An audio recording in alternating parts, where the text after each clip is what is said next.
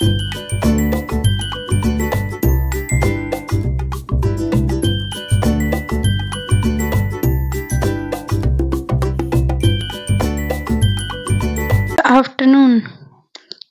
Story lovers, कैसे हैं आप सब? उम्मीद है अच्छे होंगे और खुश होंगे। शेयर सब्सक्राइब कर लीजिएगा और जो भी शिकायत हो कमेंट बॉक्स में लिख दीजिएगा। आपकी शिकायतें देख के हम फैसला करेंगे किसकी शिकायत पहले दूर करनी है। तो स्टोरी में बने रहिए जानने के लिए किस किस की क्या शिकायत है। स्टोरी को आगे बढ़ाते हुए आपको बताते हैं स्टोरी में हुआ क्या था। खैर अभी फ़िलहाल मुझे खुद नहीं समझ में आ रहा है कि स्टोरी में मैं क्या ही बोल रही हूँ। ऐसा नहीं है, मुझे पता है मैं क्या बोल रही हूँ। चलिए स्टोरी को आगे बढ़ाते हैं। वहाँ से रितु चली जाती है।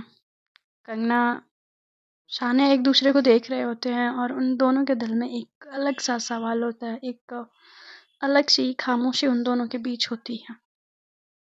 इस खामोशी को तोड़ते हुए शानिया बोलती है कि टेंशन मत लो, सब ठीक हो जाएगा। तो कह रही कैसे ठीक हो जाएगा? मुझे नहीं समझ आ रहा है कि ये सब ठीक भी होगा या नहीं। मुझे लगता है कि मुझे माँ को समझाने की ज़रूरत है और अगर वो नहीं समझती है तो मैं सबको बता दूंगी कि हमारा और आपका रिश्ता क्या है। मैं इस तरह से किसी और से शादी नहीं कर सकती। सान्या रोकते हुए कंगना को बोलती कहती कि तुम ऐसा नहीं कर सकती हो। तुम्हें पता है ना तुम्हारे घर वाले तुमसे कितना प्यार करते हैं और इतने वक्त के बाद मिली हो तुम उनकी उम्मीदों को ऐसे नहीं मिटा सकती। पता है सबसे इम्पोर्टेंट होते हैं फैमिली, फैमिली के लोग। और जहाँ तक मैंने समझा है जब हम अकेले होते हैं तो वो हमारी ताकत होते हैं और हम उनके लिए अभी तो हमारा बातें उनको समझ में नहीं आ रही। जब तक हम उनको अपनी बातें ठीक से समझाएंगे नहीं तब तक उनको समझ नहीं आएगी। तो कहती कि पर कैसे? आपको पता है माँ अपने ज़िद पे अड़ी हुई हैं। वो एक छोटी सी बच्ची तो है नहीं जिनको इतना सब कुछ समझाने की ज़रूरत है। वो एक मैच्योर औरत हैं और उनको ये सारी चीज़ें करते हुए मुझे बिल्कुल भी यकीन नहीं होता है कि माँ ऐसा कुछ कर सकती हैं। ये सब जानते हुए भी उनका ये बचकानी हरकतें, बच्चों की तरह ज़िद करना बिल्कुल भी एक्सेप्टेबल नहीं है। तो कहती कि वो माँ है और हर माँ, हर पिता, हर फैमिली वाला, हर फैमिली के मेंबर्स अपने भाई बहन, अपने बेटे बेटी के लिए भला ही चाहते हैं। उनको वो नहीं चाहते कि उनकी नज़रों में उनकी बेटी को तकलीफ़ हो। और मैं मानती हूँ कि बीते दिनों में मैंने जो तुम्हारे साथ किया है अगर कोई भी माँ देखे तो शायद वो यही डिसीज़न लेगा और या लेगी। उन्होंने भी अपनी तरफ से मेरे हिसाब से सही किया है, गलत नहीं किया है। पर सनी आप तो उनकी तरफदारी करने लगे हो। मैं माँ को समझाने की बात बोल रही हूँ तो कहते कि हाँ ना पापा, मैं बोल रही हूँ ना, मैं उनको समझाऊंगी। तो कहते कि नहीं, मुझे नहीं लगता उनको इतनी इजीली समझ में आएगा। चलो हम यहाँ से चले, यहाँ रुकते नहीं है, चल निकल चलते हैं। तो कहते कि पर यहाँ पे इतने सारे लोग हैं, इतने सारे लोगों का भरोसा है, क्या तुम ऐसे तोड़ के चली जाओगी?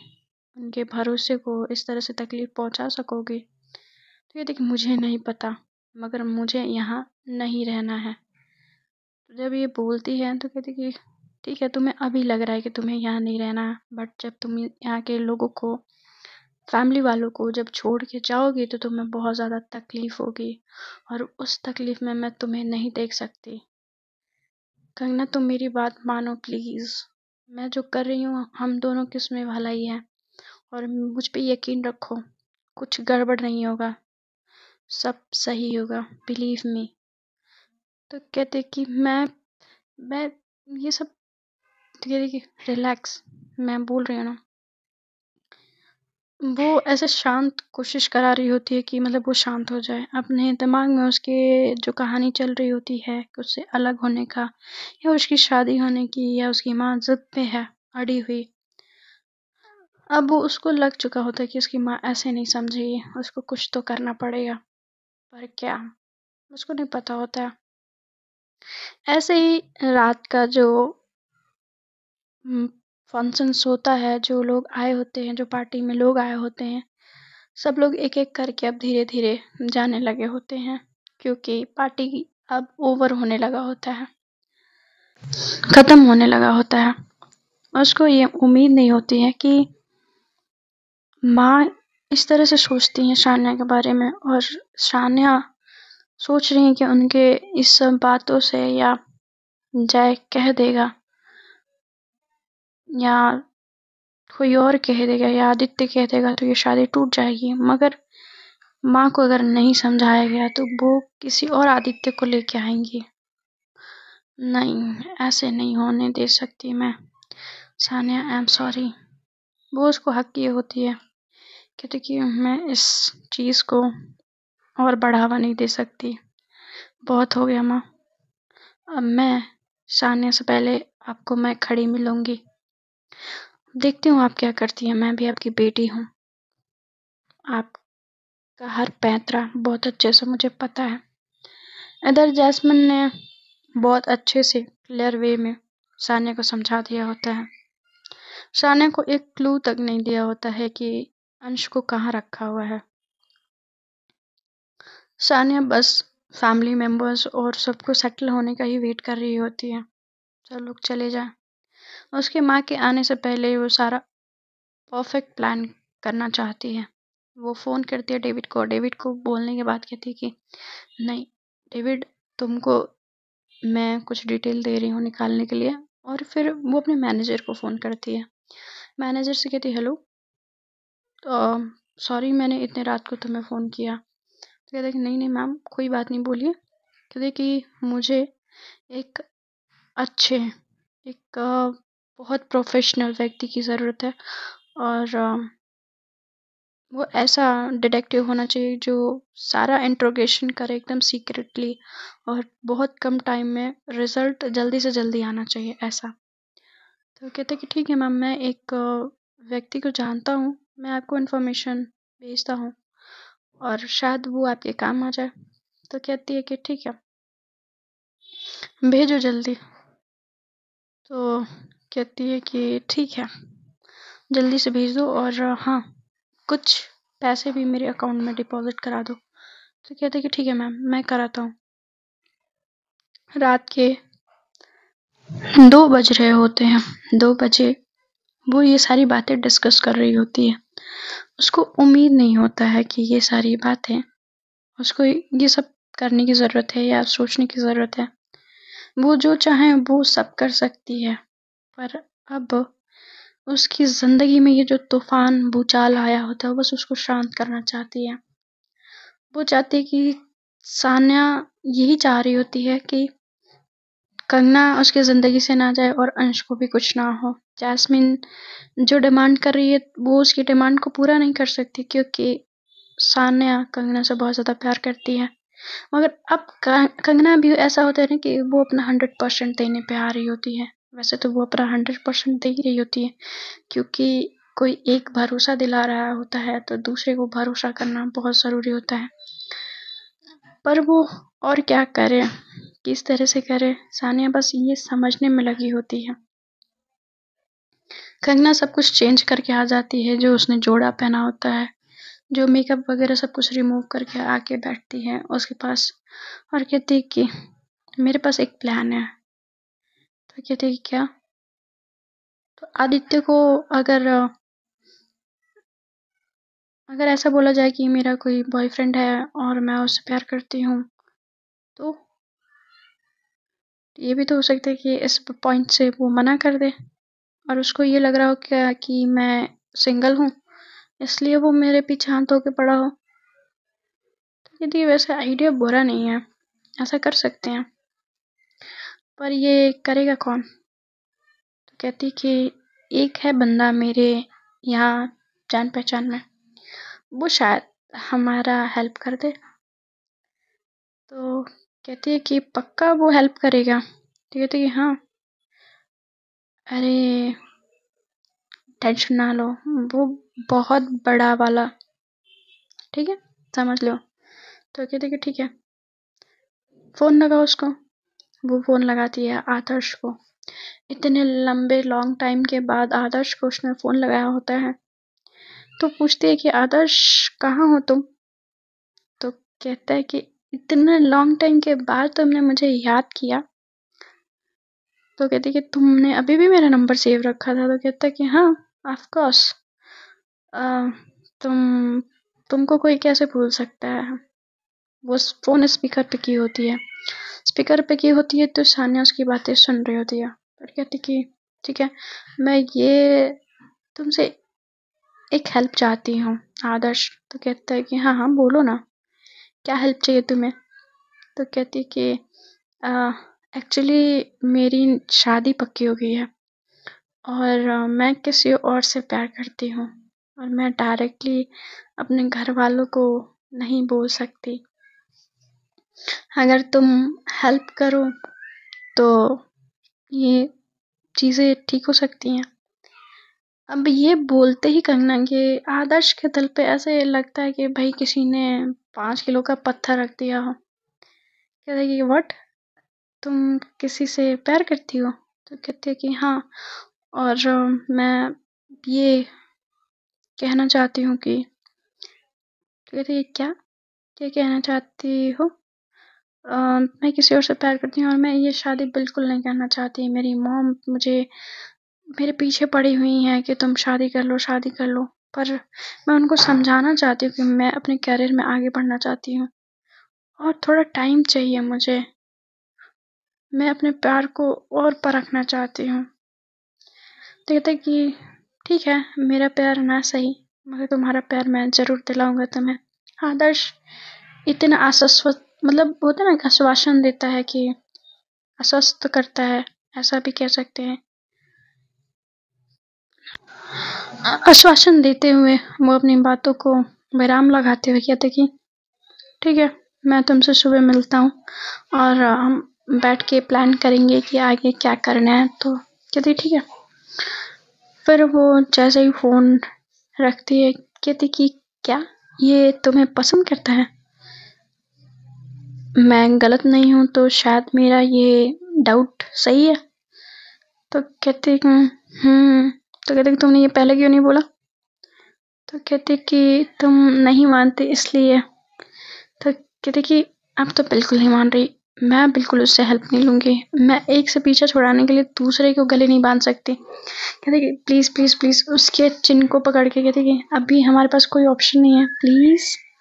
उसकी तरफ एकदम क्यूट सा फेस बना के जब कंगना बोल रही होती है तो शान्या उसकी बातों को ना नहीं कह पाती है और वो मान जाती है और कहती कि अभी हमारे पास कोई ऑप्शन नहीं है जिससे कि हम किसी से कह सकें या किसी से हेल्प ले सकें।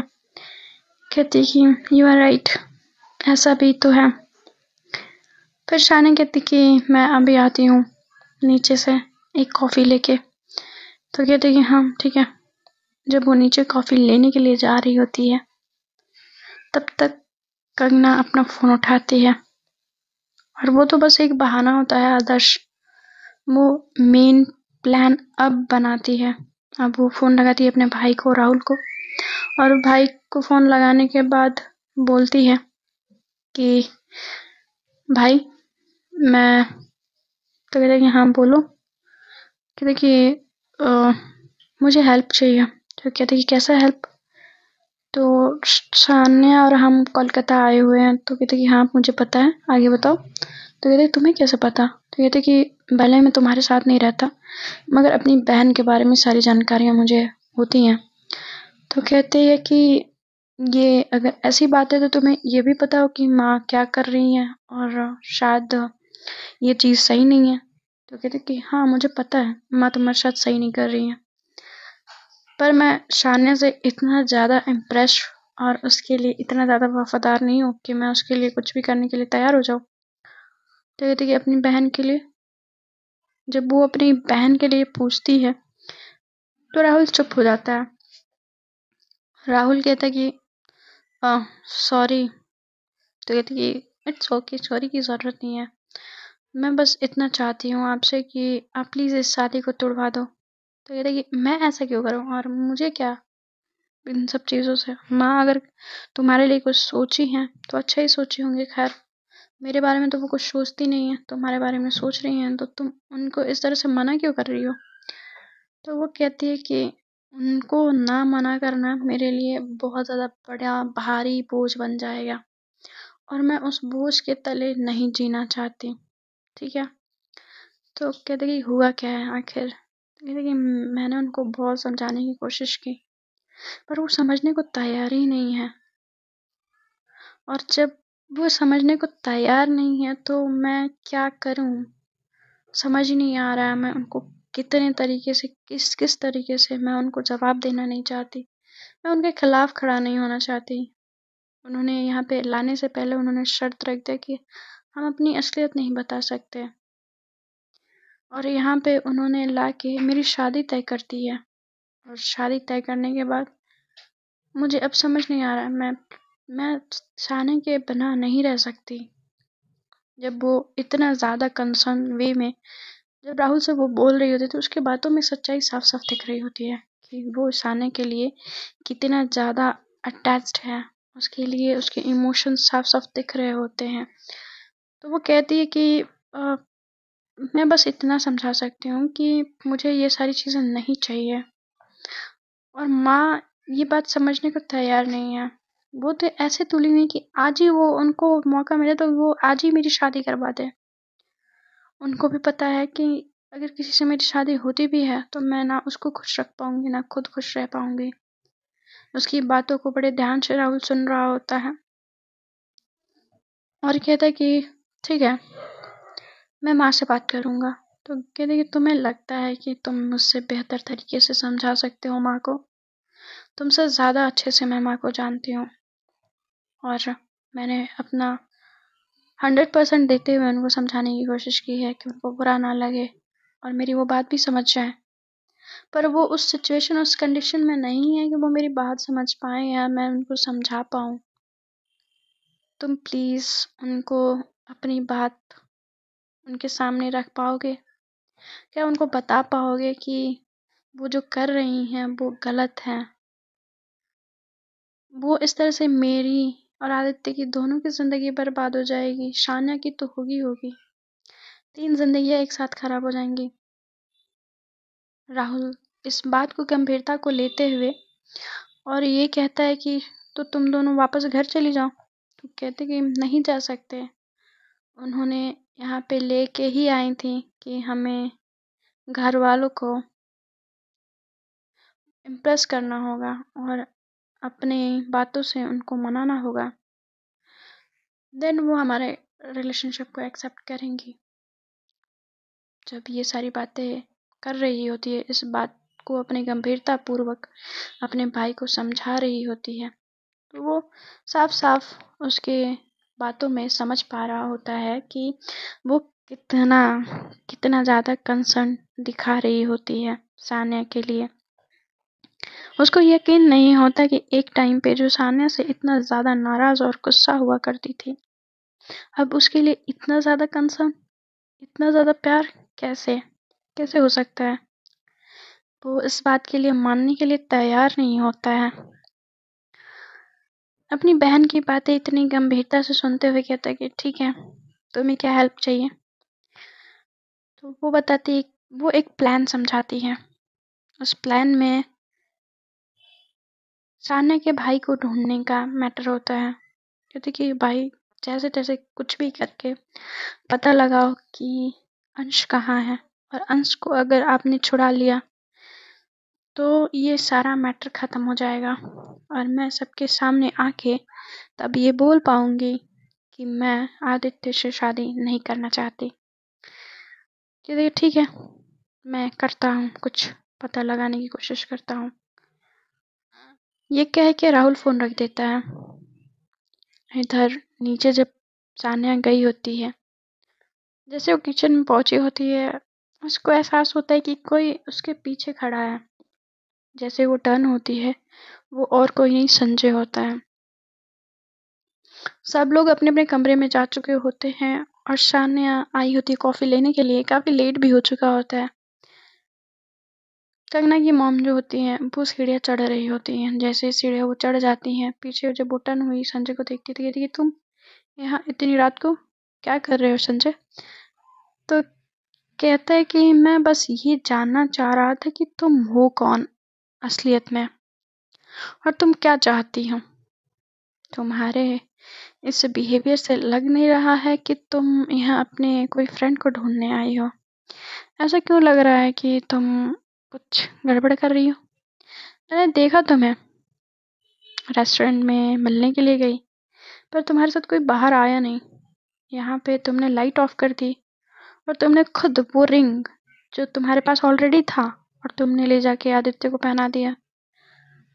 देखा जाए टेक्निकली तो दोनों की सगाई हुई ही नहीं है। तो कहते कि क्या? कि हाँ, मैं तुम पे नजर गड़ाए हुए था और मैं जानना चाह रहा था कि तुम ऐसा क्यों कर रही हो, और अब मैं मुझसे रुका नहीं जा रहा, सहा नहीं जा रहा है, इसलिए मैं तुमसे जानना चाहता हूँ कि तुम क्या करना चाहती हो। तुम्हें लगता है कि तुम ये सब करके तुम्हें कुछ मिल जाएगा? फर्स्ट ऑफ ऑल मुझे समझ नहीं आ रहा है, ये सारी खिचड़ी समझ नहीं आ रही है कि ये क्यों पका रही हो। कंगना कंगना से तुम्हारा क्या रिलेशन है? तुम कंगना के लिए इतना ज़्यादा वरिड हो, इतना ज़्यादा परेशान हो, जितना कि बुआ भी नहीं है। क्यों? कुछ तो अलग है तुम दोनों में, और वो तो मैं पता लगा लूँगा, बट तुम अपने मुँह से बता दो तो ज़्यादा बेहतर होगा। वो कहती कि ऐसा कुछ नहीं है संजय, तुम ज़्यादा सोच रहे हो। कहते कि नहीं, मैं ज़्यादा नहीं सोच रहा। अगर तुम बताना नहीं चाहती तो मैं पता तो लगा ही लूँगा। तो कहती है कि तुम्हें ऐसा क्यों लगता है? कहती जब वो कहता है कि मुझे लगता नहीं, मैं श्योर हूँ, तुम्हारे इन हरकतों से मुझे ये चीज़ तो क्लियर है, तुम तो कुछ तो करना चाहती हो, पर क्या? ऐसा क्यों कर रही हो? मुझे वो नहीं समझ में आ रहा। और मेरी नज़रें तुम पर हैं। वैसे आंखों का इशारा करते हुए चला जाता है। अब वो अपना सर पकड़ लेती है, सानिया कहती है यार एक मुश्किल खत्म नहीं होती कि दूसरी शुरू हो जाती है। संजय, जैस्मिन, अब ये अंश, ये गधे को पता नहीं क्या जल्दी थी घर से निकलने की। अब वो कॉफ़ी बनाती है, कॉफ़ी लेके जाती है, जैसे जाती है तो पहले से ही वो अपने सासू मॉम को अपने रूम में मौजूद पाती है। कहती है सासू मॉम, आपको बिल्कुल परहेज नहीं है, आप आपको बर्दाश्त नहीं होता ना? कहती कि रात के अभी 2 बज रहे हैं और आप यहाँ पे हैं, और आपको इस तरह से हमारे कमरे में देख के कोई क्या सोचेगा? कहती कोई कुछ नहीं सोचेगा, और चुपचाप सो जाओ, और मैं कोई बखेड़ा नहीं चाहती। कहती सासू मॉम, ऐसे कैसे? कोई बखेड़ा नहीं होगा, बिल्कुल होगा। आपने जो किया है मुझे, वो सारी चीज़ों को मैं सॉर्ट कर दूंगी, डोंट वरी। और कंगना मेरी थी, मेरी है और मेरी ही रहेगी। ऐसे जानबूझ के छेड़ते हुए वो अपने लैपटॉप को लेके बैठ जाती है, और उसके फेस पे एक स्माइल होती है और उस कॉफ़ी को एंजॉय करने लगती है। इधर कंगना देखती है कि वो जानबूझ के परेशान कर रही होती है उसकी मॉम को, और वो भी उस वक्त कुछ नहीं बोलना चाहती है, क्योंकि अब सिर्फ कंगना ही नहीं, सानिया ही नहीं, कंगना भी चाहती है कि ये सारी चीज़ें अब ख़त्म हो, अब नहीं चाहिए। सानिया अपने काम को फिनिश करती है और लाइट ऑफ हो जाती है और वो लेट जाती है। लेटती है तो वो सारी दिन में जो कहानी चली होती है उसके दिमाग में चल रहा होता है, वो धीरे धीरे उसको नींद आने लगा होता है। और इधर कंगना अपने बेड से नहीं उठ के आती है, क्योंकि वो अब कोई नया बखेड़ा नहीं चाहती है। वो उसी बेड पे जगह जगह उसकी सुबह हो जाती है। जैसे सुबह होती है, दरवाजे पे नॉक नॉक, और उसकी माँ ऑलरेडी मौजूद होती हैं। जैसे ही मौजूद होती हैं तो कहती है कि रुक जाओ, मैं दरवाज़ा खोलूँगी। जैसे ही दरवाज़ा खुलता है, रितु, किया, संजय और अरविंद चारों उसके रूम के बाहर होते हैं। कहती इतनी सुबह सुबह तुम सब यहाँ क्या कर रहे हो? बुआ, हमें कंगना और सानिया से बात करनी है। हम लोग मार्केट जा रहे थे शॉपिंग पे, और हमें लेने भी जय और आदित्य आ रहे हैं, तो साथ में ये दोनों भी चल रहे हैं और शॉपिंग भी हो जाएगी शादी की। तो मैंने सोचा क्यों ना कंगना को भी ले लें। वो सानिया की तरफ एक बहुत ज़्यादा सातर स्माइल करते हुए कहती कि बहुत अच्छा किया, तुम लोग ले जाओ ना कंगना को। और हाँ, बहुत अच्छा सा लहंगा दिलाना। इस पर शादी के लिए लहंगा तो इतना शानदार होना चाहिए कि देखने वालों की आंखें फटी की फटी रह जाएं। वो सान्या को देख के बोल रहे थे। सान्या उनकी तरफ देख रही होती है और उनके टोन को ये समझते हुए कहती है कि सासू मॉम, ये बचकानी हरकतें कब छोड़ेंगी आप? खैर, छोड़ो। अब ये दोनों, रितु और किया, अंदर आते हैं कमरे के अंदर। पर संजय कहते कि बुआ, पर आप तो अपने कमरे में थी ना, तो यहाँ पे अचानक आपको आते हुए तो मैंने देखा नहीं। तो कहती कि वो मैं हाँ, कंगना को तकलीफ हो रही थी पेट में, तो उसने मुझे बुलाया था, तो मैं वही दवाई देने आई थी। वो उसने मुझे फ़ोन किया था ना। तो कहती कि ये रीज़न था। संजय कहते कि अच्छा। वो बड़ा अजीब नज़रों से अपनी बुआ को देख रहा होता है, क्योंकि उसकी बातों में बिल्कुल सच्चाई नहीं दिख रही होती है, और संजय इस बात को बहुत अच्छे से समझ रहा होता है, क्योंकि उनको रात को उनके कमरे में जाते हुए संजय ने देखा होता है, मगर उसको वापस आते हुए नहीं देखा होता है। तो वो समझ जाता है कि यहाँ कुछ तो गड़बड़ मैटर है, कुछ गड़बड़ मामला है। पर क्या है, कैसे समझ में आएगा उसको, और कौन बताएगा कि यहाँ पे क्या खिचड़ी पक रही है? वो सुनते समझते कहते कि ठीक है, तो अगर आपको भी चलना है बुआ, तो आप भी चल सकती हैं हमारे साथ मार्केट घूमने के लिए, और शॉपिंग भी हो जाएगी। सारी महिलाएं चल रही हैं साथ में। तो कहती है कि नहीं नहीं, तुम बच्चों जाओ, और हम तो भैया के साथ चले जाएंगे। और भैया हमारे साथ जाने के लिए तैयार भी थे, और हम ही ने बोला कि हम लोग कल चलेंगे, और तुम लोग बच्चे बच्चे जाओ। तो कहते कि ठीक है। वो समझ रहा होता है कि क्या वो कहना चाह रही होती है शालू जी। बस वो चली जाती है। यहाँ पे संजय बड़े घूर के देख रहा होता है कंगना को, और एक तरफ सान्या को। सान्या उसकी नज़रें इस तरह से घूरते हुए वो समझ जाती है कि ये अजीब नज़रों से जो घूर रहा है, इसके दिमाग में बहुत सारे डाउट्स हैं, बहुत सारे सवाल हैं, जिसके जवाब ये ढूंढ रहा है। जिस दिन इसको जवाब सारे सवालों का मिला, इसका होश, उसकी बत्ती उड़ जानी है। वो ऐसा सोच रही होती है, कहती कि साले साहब इतना दिमाग पे जोर न डालो, ख़त्म हो जाएगा। खैर छोड़ो। जब किया और रितु कहते हैं कि तुम दोनों जल्दी से तैयार हो जाओ, और हम भी तैयार हो जाते हैं और चलते हैं मार्केट। और तुझे पता है करना, मैंने तेरा नंबर दे दिया है आदित्य को, और वो तुझे कॉल लगाएंगे, तो प्लीज़ अच्छे से बात करना। तो कहती कि व्हाट, तुमने मेरा नंबर क्यों दिया, और मुझसे एक बार पूछ तो लिया होता। तो कहती कि इसमें पूछना क्या है, सगाई हो गई है और ये सारी चीज़ें तो ऑफिशियल है ना, तो इसमें पूछने की कोई ज़रूरत नहीं थी। इस बात पे कंगना थोड़ा सा चढ़ जाती है रितु के इस बिहेवियर पे। उससे बिना पूछे उसने आदित्य को उसका नंबर दे दिया होता है। आदित्य जो उसको कॉल करके बोलने वाला होता है, उससे पहले ही रितु और किया आके बता चुके होते हैं। उसके फ़ोन पे रिंग बजती है। उसी दौरान वो अपने फ़ोन पे एक अननोन नंबर देखती है, वो फ़ोन उठा के बोलती है, हेलो, कौन बात कर रहा है? उधर से आवाज़ आती है कि हेलो, मैं आदित्य बात कर रहा हूँ। तो कहती कि ओह, हाँ बोलिए। तो कहता है कि आज हम शॉपिंग पे जा रहे हैं, तो तुम तैयार हो जाना, और मैं थोड़ी देर से तुम्हें पिक करने आ रहा हूँ। तो कहती है कि ठीक है, ओके। कहती कि आ जाओ बच्चों, मैं अच्छे से तुम्हें मज़ा चखाती हूँ। वो तुरंत टेक्स्ट करती है आदर्श को, और टेक्स्ट करने के बाद कहती है कि तुम मुझे सिटी मॉल में मिलो, और मैं तुमको वहीं मिलती हूँ। तो कहता है कि पर इतनी जल्दी में?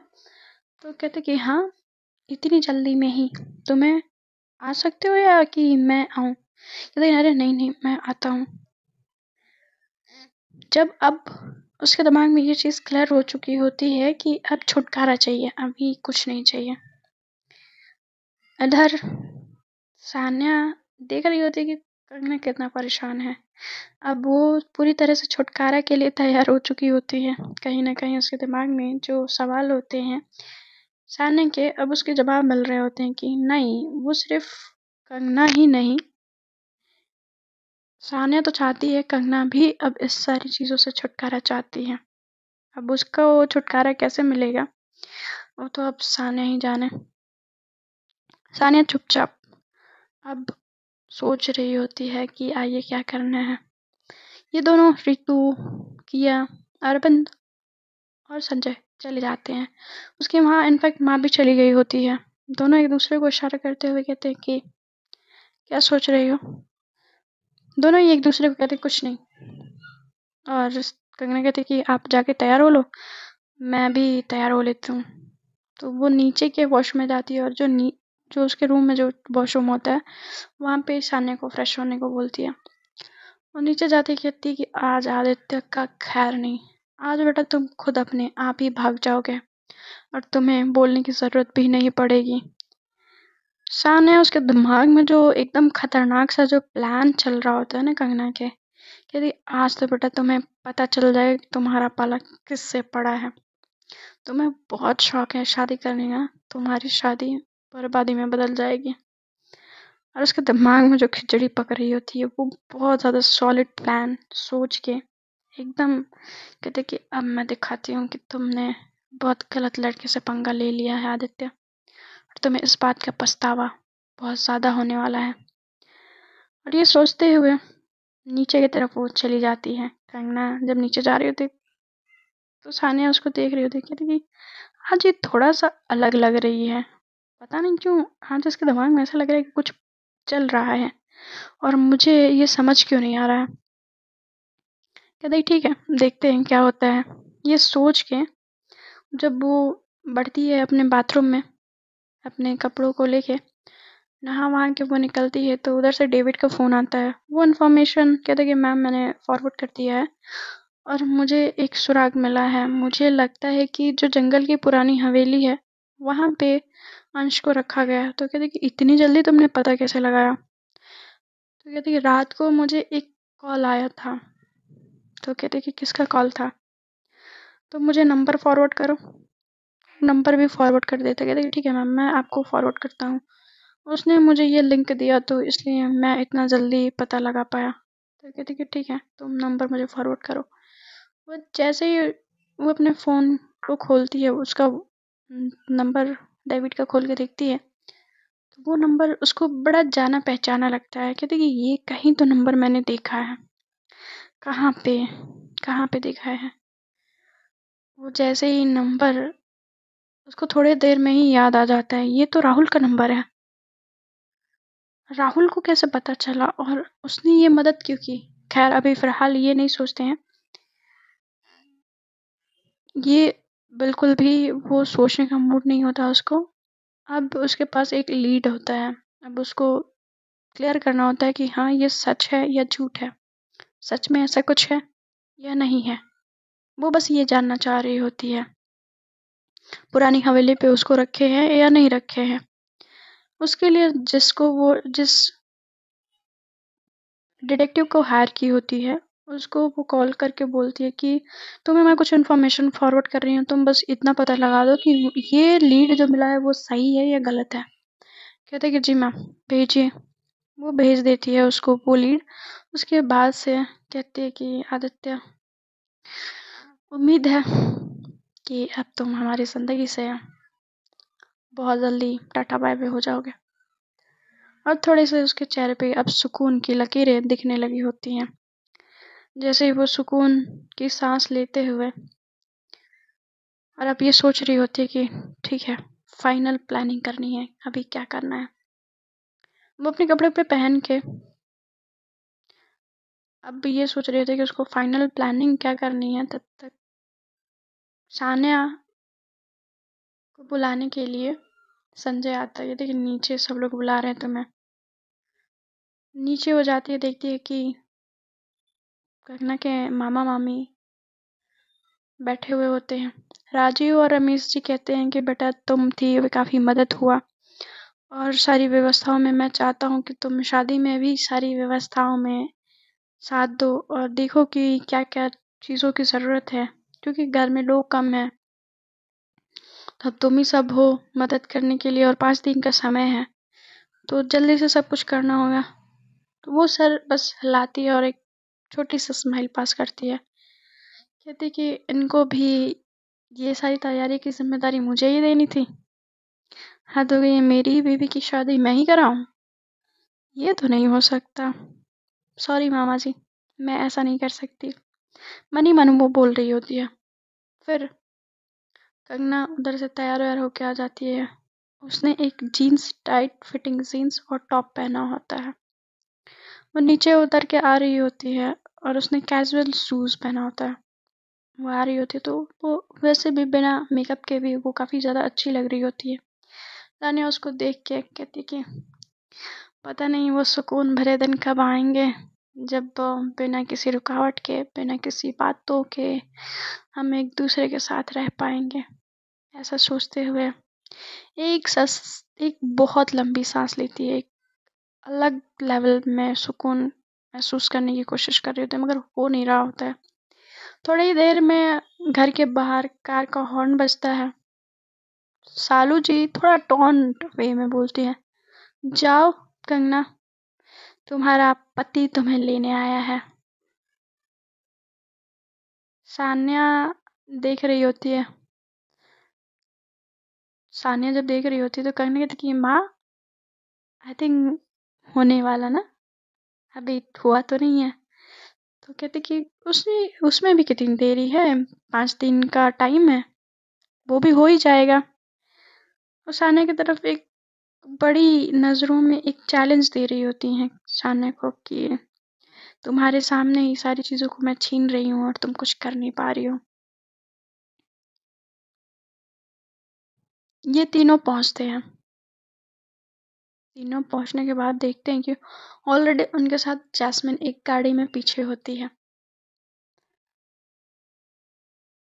कंगना और रितु और किया। किया जो होती है, किया और जो उसकी बहन होती है रितु, वो जैस्मिन के साथ बैठ चुके होते हैं और कंगना बिल्कुल भी नहीं चाहती है, ना चाहते हुए भी आदित्य के साथ आदित्य के गाड़ी में बैठती है। जैसे ही कंगना पीछे बैठने वाली होती है, आदित्य उसको आवाज़ देता है कि तुम पीछे मत बैठो, आगे साथ में बैठो ना। अच्छा होगा तुम यदि साथ में बैठोगी तो। जब ये बोलता है कंगना मतलब अलग से सुलग जाती है। बात वो देख रही होती है कि सान्या, कंगना का ध्यान सान्या पर शिफ्ट होता है। सान्या घूर रही होती है आदित्य को एक अलग ही तरीके से।